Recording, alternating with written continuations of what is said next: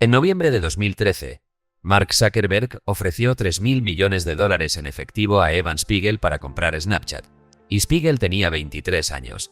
Snapchat tenía 2 años de existencia.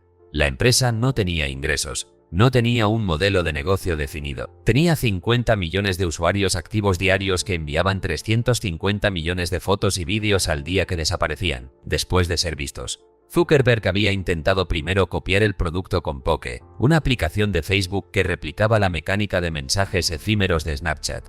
Poke fracasó. Entonces Zuckerberg ofreció $3.000 millones en efectivo.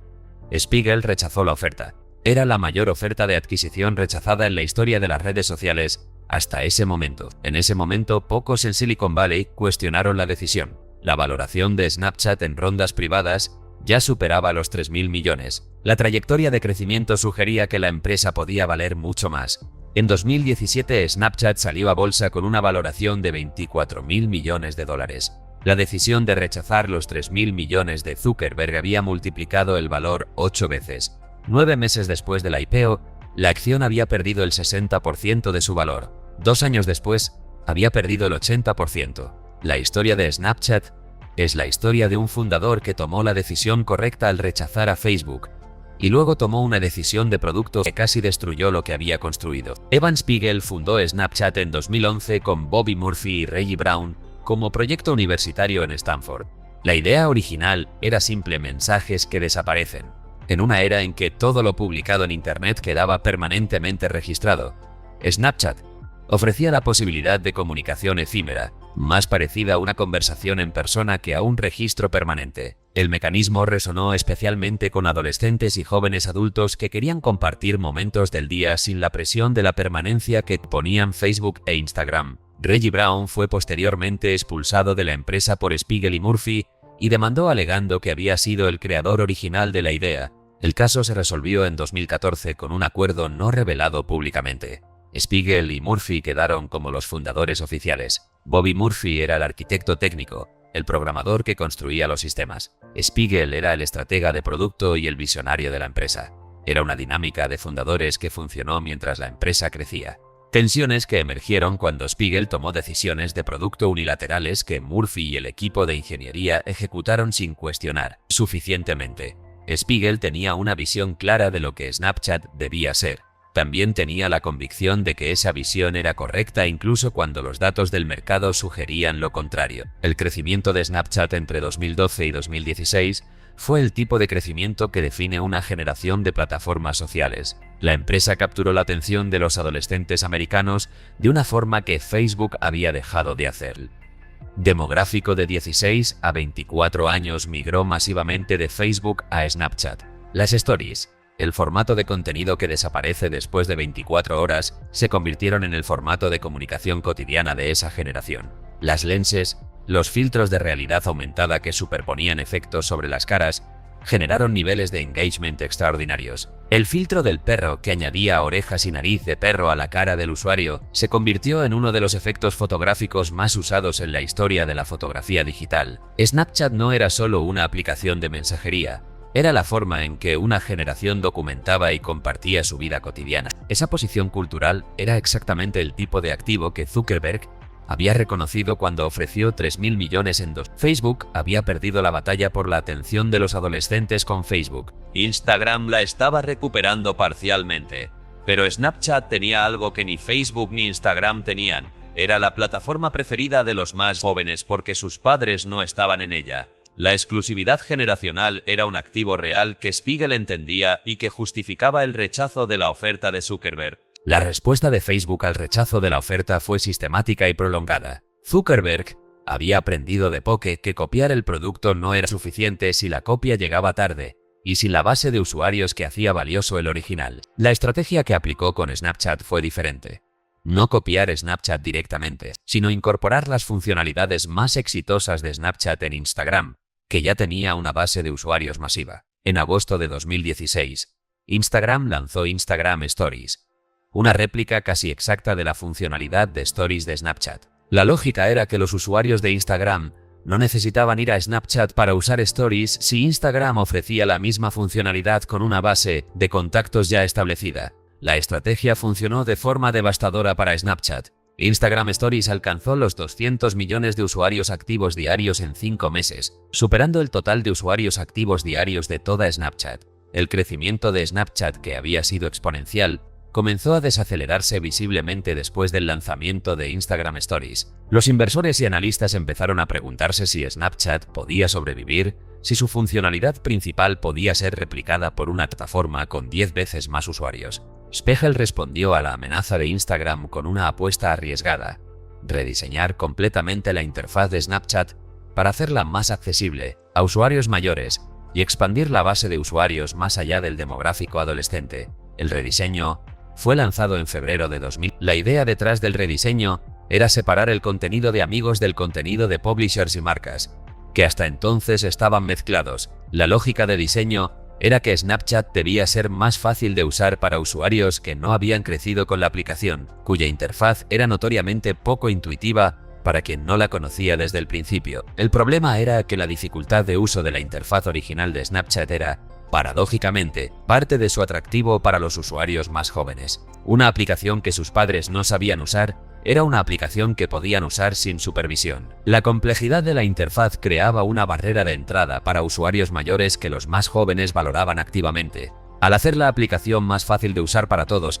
Spiegel eliminó la barrera que hacía especial a Snapchat para su base de usuarios existente. La reacción al rediseño fue inmediata y masiva. En las 2 semanas siguientes al lanzamiento, más de 1.200.000 personas firmaron una petición en Change.org pidiendo que Snapchat revirtiera el rediseño. Era la mayor petición de cambio de producto en la historia de las redes sociales hasta ese momento. La modelo Kylie Jenner, que tenía más de 20 millones de seguidores en Snapchat y era uno de los usuarios más influyentes de la plataforma, publicó en Twitter: ¿alguien más ha dejado de abrir Snapchat?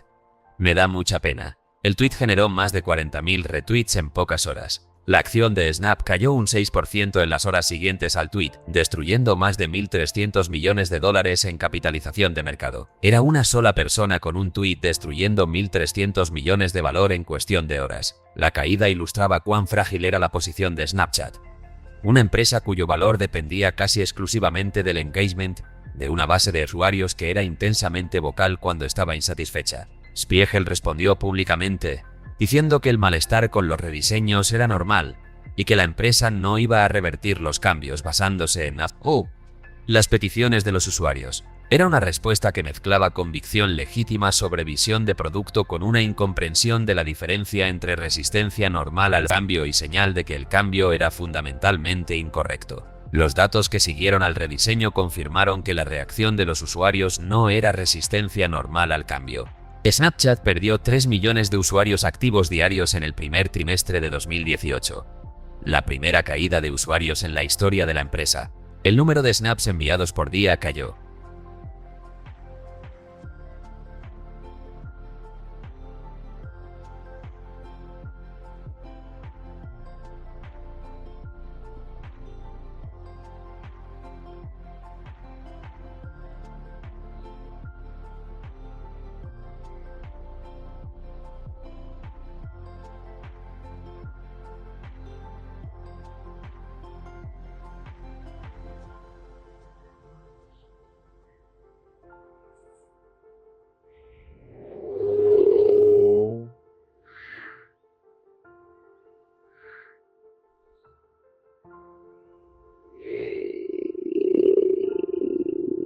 Los ingresos publicitarios, que dependían del engagement de los usuarios, no crecieron al ritmo proyectado. Spiegel anunció que la empresa iba a ejecutar una versión modificada del rediseño para Android, intentando preservar algunas de las funcionalidades que los usuarios habían valorado en la versión anterior. Era una concesión parcial que reconocía implícitamente que el rediseño había ido demasiado lejos, sin revertirlo completamente. La combinación de rediseño impopular, pérdida de usuarios, desaceleración de ingresos y presión competitiva de Instagram se tradujo en una caída de la acción de Snap del 60%, entre el máximo post-IPO y el final de 2000. La empresa, que había salido a bolsa valorada en 24.000 millones, cotizaba a menos de 5.000 millones 2 años después de la IPO. Los inversores que habían comprado acciones en el lanzamiento de 2017 habían perdido más del 80% de su inversión. La IPO de Snapchat en marzo de 2017 tuvo una característica poco usual que los inversores institucionales señalaron como problemática Opciones vendidas al público no tenían derecho a voto. Snap emitió 3 clases de acciones. Spiegel y Murphy retenían acciones de clase C con 10 votos por acción. Los primeros inversores privados tenían acciones de clase B con 1 voto por acción. Los inversores públicos en la IPO recibieron acciones de clase A sin ningún derecho a voto. Era la estructura de control más extrema que una empresa tecnológica había implementado en una IPO hasta ese momento. Google y Facebook habían usado estructuras de doble clase de acciones para preservar el control de sus fundadores, pero ambas habían dado algún derecho a voto a los accionistas públicos. Snap no daba ninguno. Spiegel y Murphy podían tomar cualquier decisión sobre la empresa, incluyendo el rediseño que destruyó miles de millones en valor, sin consultar ni responder a los accionistas públicos de ninguna manera formal. La estructura de control que Spiegel había negociado en la IPO era la que le permitió mantener el rediseño a pesar de la oposición masiva de usuarios e inversores. No había mecanismo de gobernanza que permitiera a los accionistas forzar un cambio de dirección. Era la misma estructura de control sin rendición de cuentas que había producido problemas en WeWork y en otras empresas tecnológicas de la época. Después del colapso de la acción en 2000, Spiegel ejecutó una reestructuración que incluyó despidos masivos y una revisión de la estrategia de producto. La empresa redujo su plantilla en 20% en 2018. Revirtió parcialmente algunos elementos del rediseño, invirtió en nuevas funcionalidades de realidad aumentada, desarrolló SnapMap, que permitía a los usuarios ver en un mapa dónde estaban sus contactos, lanzó Spotlight, una sección de videos cortos que intentaba competir con TikTok. La empresa encontró gradualmente una estabilización. Los usuarios activos diarios comenzaron a crecer de nuevo en 2000. Los ingresos publicitarios mejoraron a medida que Snap desarrolló mejores herramientas para los anunciantes. La acción se recuperó parcialmente. Snapchat sobrevivió al rediseño que casi la destruyó, pero sobrevivió como una empresa fundamentalmente diferente a lo que había prometido ser en la IPO. No una plataforma dominante de redes sociales, con potencial de ser la próxima Facebook, sino una plataforma de nicho fuerte con un demográfico joven leal y una posición competitiva defensible, pero claramente secundaria respecto a Instagram, TikTok y YouTube.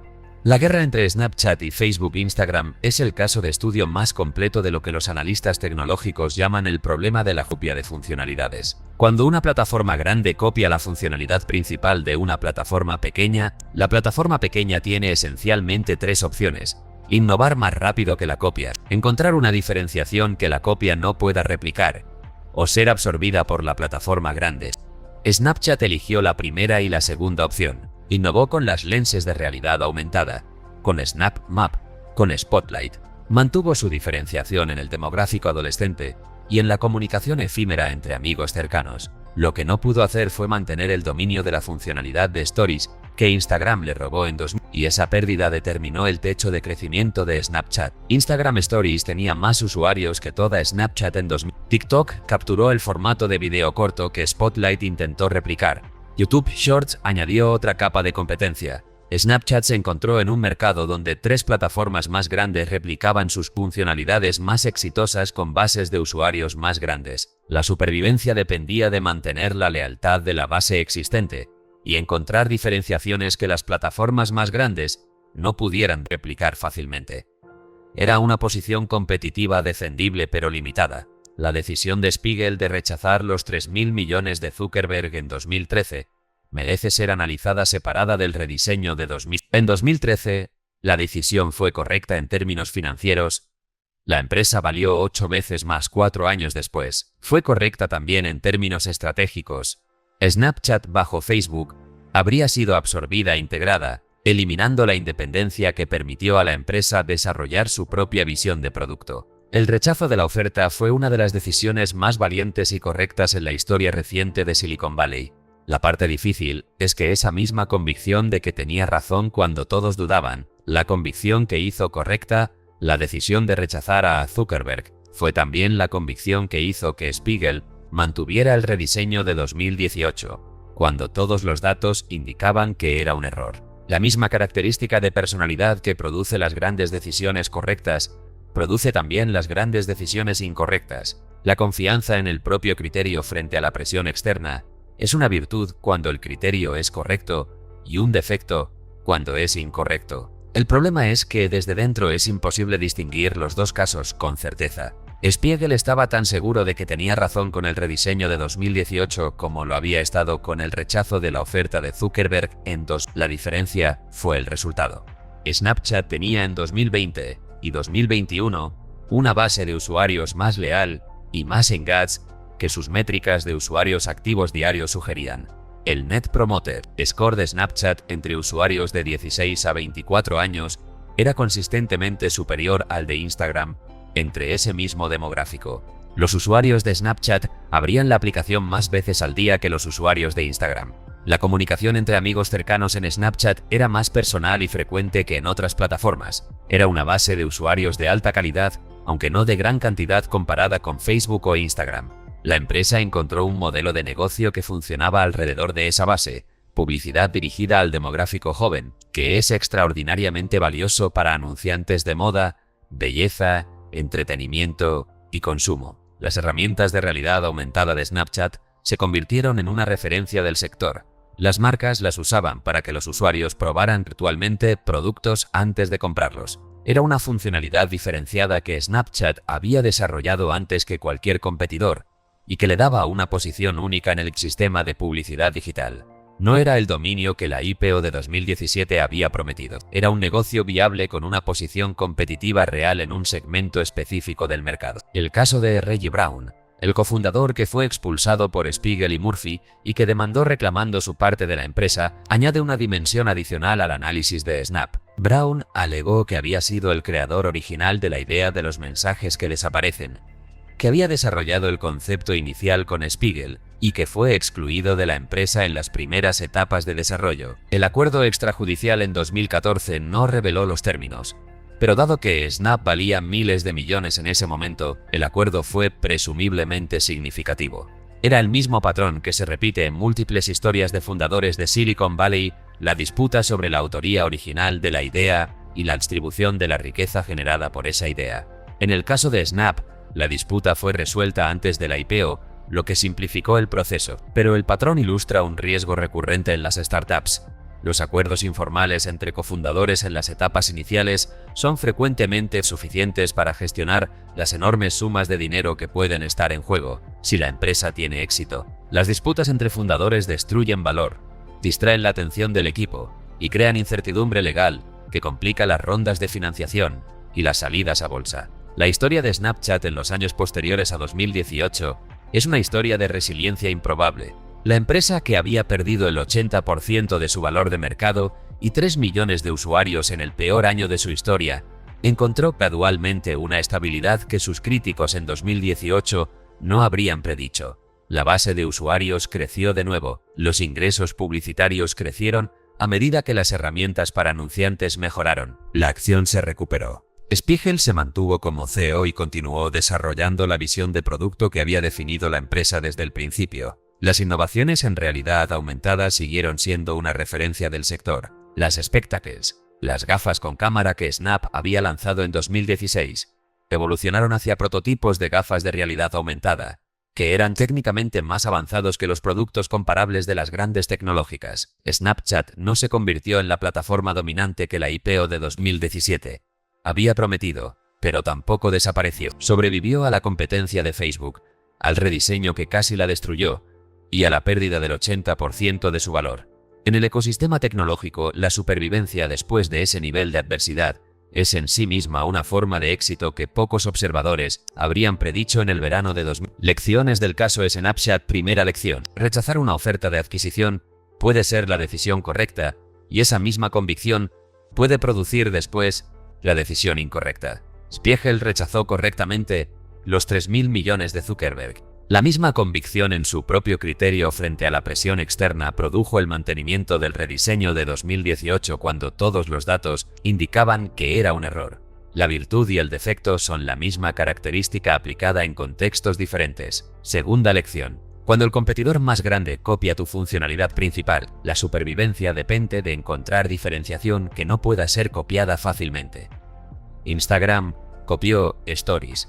Snapchat sobrevivió diferenciándose en realidad aumentada, en comunicación íntima entre amigos y en el demográfico adolescente. La diferenciación que sobrevivió a la copia fue la que era más difícil de replicar con la misma calidad.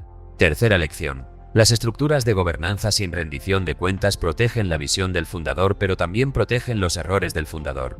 La estructura de acciones sin voto de Snap permitió a Spiegel mantener el rediseño contra la oposición masiva de usuarios e inversores. Era la misma estructura que le permitiría actuar rápido cuando tuviera razón, y la que le impidió ser corregido cuando estaba equivocado. Cuarta lección. La lealtad de una base de usuarios pequeña y engaged puede ser más valiosa que el volumen de una base de usuarios grande y pasiva. Snapchat, con 100 millones de usuarios altamente engaged, generó más valor publicitario por usuario que plataformas con 1.000 millones de usuarios menos engaged. La calidad del engagement importa más que la cantidad de usuarios en el modelo de negocio publicitario. Quinta lección. La supervivencia después de un error catastrófico requiere la capacidad de reconocer el error suficientemente rápido para limitar el daño, aunque no se revierta completamente. Spiegel nunca reconoció públicamente que el rediseño había sido un error, pero ejecutó modificaciones que limitaron el daño. La combinación de convicción pública y ajuste privado fue suficiente para estabilizar la empresa. Spiegel rechazó 3.000 millones de Zuckerberg. Construyó una empresa que valió 24.000 millones, casi la destruyó con un rediseño, y la estabilizó en una posición competitiva defensible. Es una historia de decisiones extraordinariamente buenas y decisiones extraordinariamente malas tomadas por la misma persona, con la misma convicción. La diferencia entre un visionario y un obstinado es frecuentemente el resultado. En el próximo episodio analizaremos el caso de Pets.com. En febrero de 2000 la empresa salió a bolsa con una de las campañas de marketing más exitosas en la historia del comercio electrónico. Su mascota, un calcetín con ojos que hablaba en los anuncios del Super Bowl, era más famosa que la mayoría de las empresas que cotizaban en bolsa. En noviembre de 2000, 9 meses después del IPO, Pets.com liquidó sus operaciones. Era la empresa que tenía todo lo que una startup de Internet necesitaba en el año 2000. Marca reconocible, respaldo de Amazon, inversores de primera fila y un mercado enorme. Lo que no tenía era un modelo de negocio que pudiera generar beneficios.